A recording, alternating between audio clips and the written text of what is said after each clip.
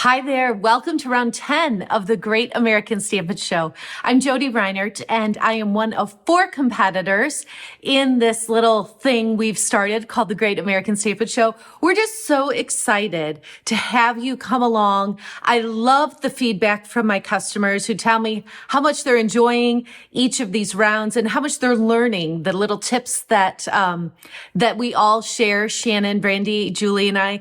Everyone is just really enjoying us coming together to provide this creative inspiration for you, and we are having a blast doing it. We're fairly creative people, but we're also really competitive people, and so each of us comes in every week really wanting to earn that crown. And so we'd love for you to play along with us, watch all 4 videos, go back and give a thumbs up to the one that you enjoy the most. So that being said, what we have for you this time in round 10 is the Modern Garden Bundle. So we've got this lovely photopolymer stamp set and this amazing oval punch. This punch is going to be one that you're going to use for a long time with many different stamp sets. So back to the stamp set here, Modern Garden.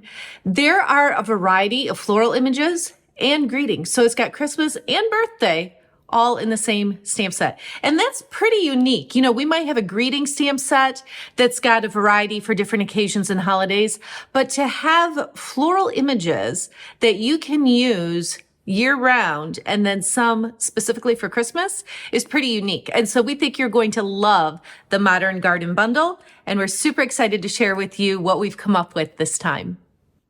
All right, so I want to start by showing you the Modern Garden Bundle in our mini catalog. So as I've said, there is the stamp set and the coordinating punch, but then there's also pearls and ribbon and this fun designer paper. And you can see the colors there: poppy, coral, wheat, mossy meadow, garden green, pretty peacock. So you kind of get the color palette that they've used in the mini catalog. And then it's all part of the Garden Walk Suite. And so here's the different projects that are shown to inspire your creativity. So these are all great, but I wanted to focus on Christmas. With Christmas, especially Christmas crafting just around the corner here, I wanted to use this set for a Christmas card. There's lots of flowers in there. Could easily be used for birthday, as they show you on this side here, but I really wanted to focus on Christmas. So I'm excited to share with you what I came up with. So I am using some traditional Christmas colors. I've got real red, cherry cobbler, and I'll be pulling in shaded spruce and pecan pie. So I think I'm going to start just with the card base. So this is 8.5 by 5.5, and it's real red. So I'm just going to use my bone folder to fold that in half. And then my next layer is cherry cobbler, and this is 5.25 by 4 inches. And so I will attach this to the card base. And then the next layer is just a 1/4 inch smaller than that.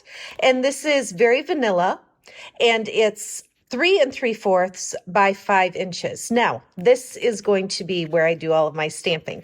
So I'm going to go ahead and pull in my stamps and ink and stamp this piece. So I've got real red, and I've got some cherry cobbler. And I'm going to be using, let me show you on the stamp case here. I'm going to use these 2 to create a poinsettia. So you've got other flowers here that you can use with, you know, traditional flower colors like on birthday card, but this is what I'm going to use to make it Christmas. So I'm going to start, there are 2 images that fit inside of one another. And I'm going to start with the bigger one and real red.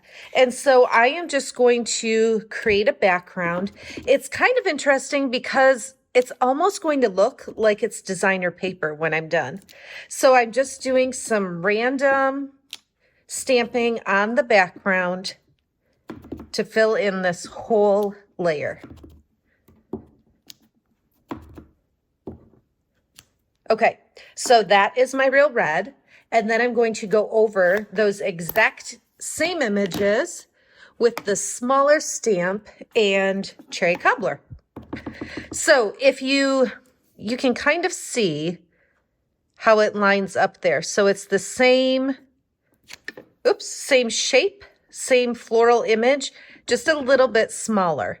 So it's pretty easy to line these up.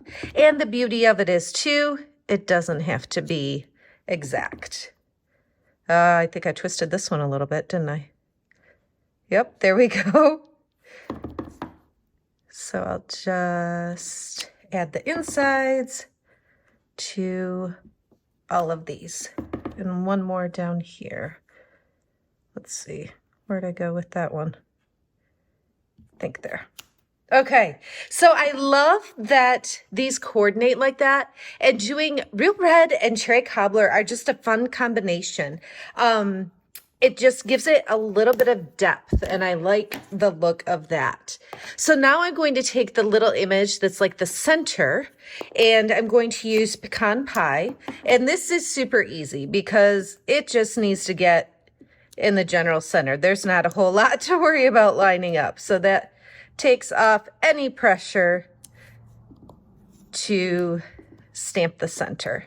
Okay, that is everything that I want to do to that layer. So I'm going to go ahead and put my Stampin' Seal on the back and attach it to our card base.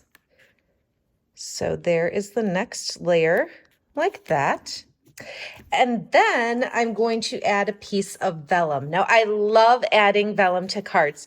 It's gorgeous like this, but this just adds that muted look over part of it. It's just going to add so much. So I'm going to put a line of my adhesive a little bit higher than center. And I'll center it on that very vanilla layer. So my only adhesive is right here. And I put it there because it's going to get covered up. So there won't be adhesive here, but it'll be very secure on the card. Now this is a piece of, excuse me, the gold glimmer paper that is available online. It comes in a package of gold and silver. And the best thing about it is that this peels off. You can tell it's a sticker. So it's got the adhesive built right in, which is actually amazing when you're die cutting with it, because then, especially if it's an intricate die, super easy to just add to your project without having to worry about adding adhesive. Okay, so the next thing I'm going to do is pull in some shaded spruce and the Christmas greeting that comes in this stamp set. So I've got some very vanilla cardstock, and we'll just open up the shaded spruce and stamp the greeting down here. And then we'll use that awesome oval punch to pop that out. Oval punch, here it is. I like to hold my punch upside down so I can slide this right in and see exactly where I'm going. Now, when it's photopolymer, it's also not hard to punch in advance, and then you can easily stamp and line it up like that as well. I just get in the habit of stamping first and then punching it out. Now, I could take this and just add it right there on the card, and it would be just darling. However, I want to add some red behind it. I want a red oval behind it. But I have options. I could just punch the red oval and cut it out. So let's do that first. Let me make sure. Yep, that'll be plenty. Okay, so I could do this. Take my scissors and cut right down the center. And then it's just this little trick of pulling it apart.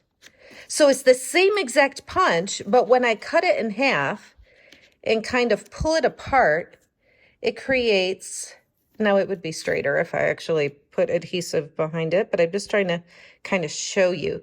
So do you see what that does? by just cutting that same exact punch in half, spreading it out a little bit, you've created a border. So that real red border makes the greeting on there just pop out even more, just more of a contrast between the vellum and the vanilla. So I do like this look, but I'm going to do something else instead that I'm really excited to show you. So this is an option though. That's a fun way to use any punch really. Just punch it, cut it in half, spread it out the tiniest bit, and get your layer like that. Have you seen that before? Tell me in the comments if that's new to you. I would love to know. I hope that's a helpful tip. All right, so I'm going to set this aside to do what I want to do with this piece here.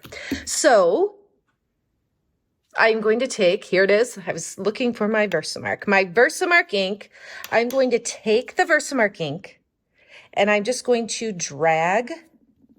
kind of drag and press down on this whole portion of the Real Red cardstock. I want this all to be covered with VersaMark ink. Okay?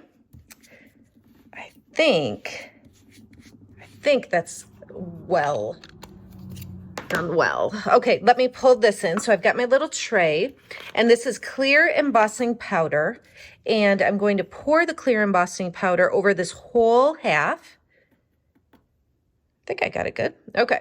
It's kind of hard to tell if the VersaMark got on all the parts you wanted on. So I'm just tapping a little bit to get the excess powder off. So you can see it's like this. And then I'm going to set that aside, move my powder so I don't make a mess. And I'm going to pull in my heat tool to melt this. If you have not seen embossing powder melt, you've been missing out. It's just fascinating. Like, you're not going to be able to take your eyes off of it. So once it gets heated up a little bit, you will be able to see the powder start to melt. It's clear embossing powder. And so it's just going to have this tone on tone look. You see it? It's so cool. So the key here is just to keep the heat moving. Once the powder melts, you don't want to leave the heat over that same area because it'll kind of scorch it. You just want that to keep moving. I'm going to try to go underneath. We'll see if that works. So you can see it. Yeah, I think you could see it okay. You can heat it from the top or from the bottom. Like I said, the key is just to keep that heat moving. Okay, I think I've got everything melted like I want it. So it's interesting because this is real red, but just adding that clear powder and heating it kind of makes this look a little bit closer to cherry cobbler, doesn't it? Okay, so let me pull in the punch again. You could kind of feel it's plenty cooled off. I wouldn't do it maybe like the second you turn the heat off, but shortly after that, you'll be good to go. So I'm just going to pop out my oval here so you can see the difference between the embossed oval and just the red cardstock. So it just adds a fun, different look to it. And this now is what I'm going to use on the card. And this original that I stamped. Now, like I showed you before, I could cut it in half, spread it apart, but I want to show you a different thing that you can do. So I'm going to take my scissors and just kind of freehand, which isn't always the safest bet, but it went up a little bit there. There we go. I'm just going to cut the top and the bottom off of this oval, and then I'm going to use some Stampin' Dimensionals and add this to the embossed oval. So I wanted to still stamp and punch out on the vanilla because it gives me these nice rounded edges that are going to fit perfectly on the red oval here. Okay, so if I just did it like on a rectangular piece of cardstock, I wouldn't have that nice curve here, and I really like that. Before I attach this to the card, I want to pull in some red ribbon. And so I am going to take and just kind of go back and forth a little bit and Cut the ribbon there. And then what I'm going to do is put some adhesive, and this isn't like, it doesn't necessarily, it's kind of hard to get the adhesive to stick, but you can do it on the Glimmer paper. And then all I want to do is take this, and instead of tying it, I'm just kind of laying it on here. So I'm just going to lay that, and then the next piece just kind of right next to it. And then hopefully I have enough adhesive down here. Okay, so it looks like that behind it, but it's nice to keep it flat instead of actually trying to tie it or anything. And then I'll add this, and I'm going to put Stampin' Dimensionals on it, just like I did the vanilla layer that's on top. And then we'll just have one more little thing to add. So there we go. So we've used this Modern Garden floral stamp set, but it's got that Christmas greeting, and it's got these images that look like a poinsettia. So there it is. There is our Christmas card with the Modern Garden bundle. The very last thing I want to do is add some gold festive pearls, and then we will be all done with our card. So just put a couple of these.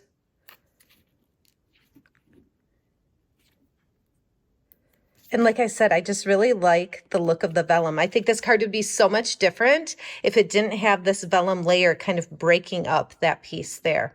Now, that technique I showed you here to emboss that layer first, I made a different card with the same bundle. Can you tell where I embossed on this one? I think it's pretty obvious because of the way it's reflecting the light. But this layer here, behind all these ovals, I embossed that entire layer with the clear embossing powder on the real red cardstock, and then added that to the card base before I put all the ovals on top of it. So that's just another way that you can use that technique of embossing your cardstock before you add it to your project. So this is what I've got for you today. I hope you enjoyed the video. I would love to hear what you learned. And of course, go and watch the other 3 videos from Julie, Shannon, and Brandy. Vote on your favorite video. I would love to have your vote and win this round of the Great American Stampin' Show. Thanks so much for watching.